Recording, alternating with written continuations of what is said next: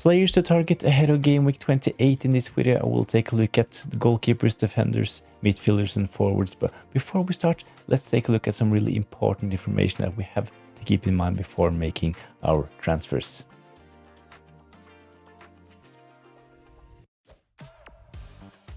Please keep in mind that there will be a blank game week 31, Arsenal, Man City, Crystal Palace and Wolves, and all of those teams are pretty popular FPL teams. So if you have a lot of players from those teams, make sure to avoid them heading into game week 21. So you can only have 3 of them on your bench. If you have more, you have to take hits or you have to play with less than 11 men in blank game week 31. So make sure to have a good team for blank game week 31. We know at this point that there will be a big double game week in game week 33 and a big blank in game week 34. So I think that the wildcard and the free hit should be used for those game weeks. So I think that using a free hit on blank game week 31 is a bit of a waste. So we can handle this game week by using our transfers. So I think that saving the chips for later is the best strategy. So make sure that you have a solid team for blank game week 31 by avoiding bringing in players from Arsenal, Man City, Crystal Palace and Wolves. So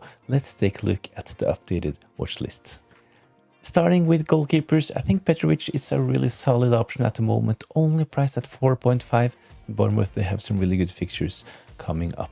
It's only selected by 4.5% of the managers as well, so he is to be considered as a differential. So in game week 28, playing at home against Sunderland, then they have Brentford at home, Burnley away. So I think that Bournemouth potentially can keep a couple of clean sheets in those fixtures, and at 4.5, I think that this is really good value. The next player is Alisson Becker. He's a bit more expensive, priced at 5.4, but covering the Liverpool defense at 5.4 is probably a good deal. They have really good fixtures all the way until the end of the season. So in game week 28, playing at home against West Ham, then they have Wolves away and Spurs at home. So he is a differential as well, only priced at 5.5. So if you can't afford Virgil van Dijk, I think that Alisson Becker is a solid option. The last player on this watch list is Kelleher from Brentford. They have arguably the best set of fixtures coming up. He is only priced at 4.6, selected by 10.5% of the managers. But in game week 28, playing against Burnley, then have Bournemouth away and then Wolves at home. So same as with Bournemouth, I think that Brentford potentially can keep a couple of clean sheets in those games. 4.6, I think this is really good value for covering the Brentford defense. So I still think that Dubravka is one of the best options to have in your squad, especially if you're going to keep him on your bench most game weeks. So Petrovic, Alisson, Kelleher, all good options. I could potentially consider something like Petrovic and Kelleher in a rotation, but if you're going for Alisson Becker, I would definitely have Dubravka as my second goalkeeper. So only priced at 4 million. He is the starter for Burnley, so he can pick up points. So I still think that Dubravka is a really solid option. In defense, I still have Gabriel on the watch list. He is the most expensive defender in the game. The reason why I kept Gabriel on my defender watch list is, of course, not because of the fixtures, because Arsenal, they have actually some of the toughest games coming up, playing against Chelsea, Aston Villa away and then Newcastle. So not really good fixtures for Arsenal coming up. The reason why I have included Gabriel is the fact that he is really highly owned, and the Arsenal defense altogether is really highly owned. So if you don't have any Arsenal defenders,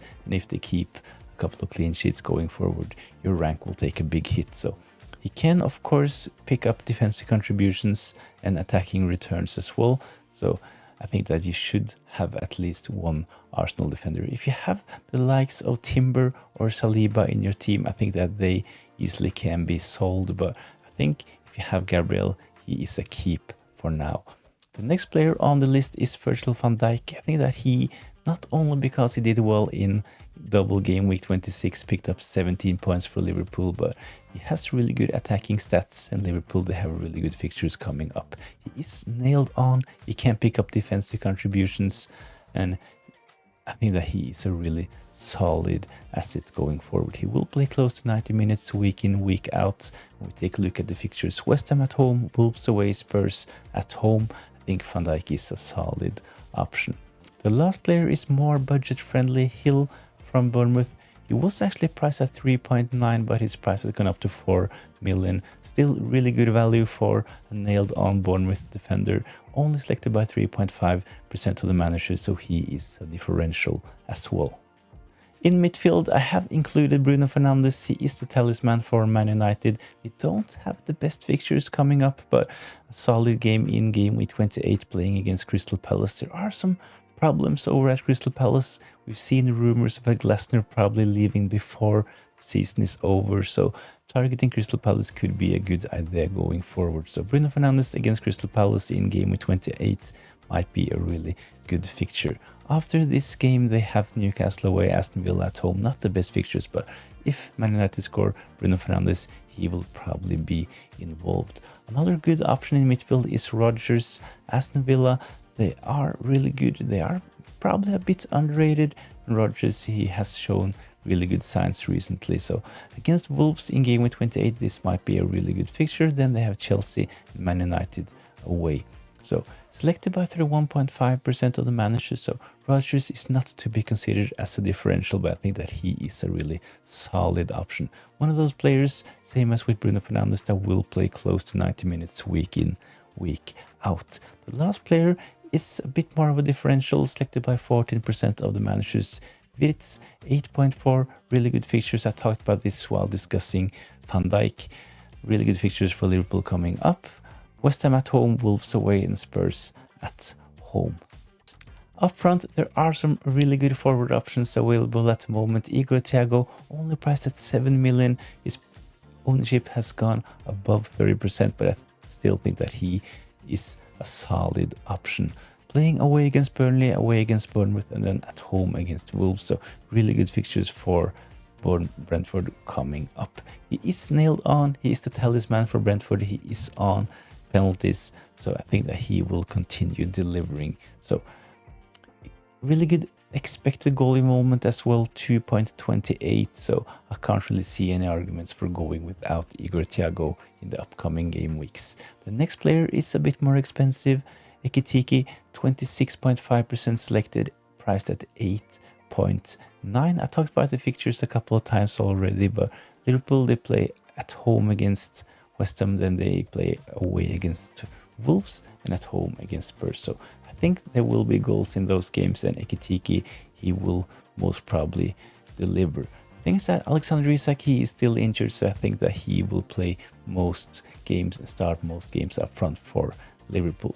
The last player on this list is more of a differential, Evan Nilsson. I talked about the Bournemouth fixtures as well, only selected by 2.5% of the managers, so a big differential. He has actually pretty good expected goal involvement, that's 1.80, so I think that Evan Nilsson could be a handy differential if you want to better your rank. But let's take a look at other differentials as well. So to round this video up, even more differentials. Watkins, selected by 9% of the managers. Aston Villa, they have some solid fixtures, especially in game week 28 playing away against Wolves.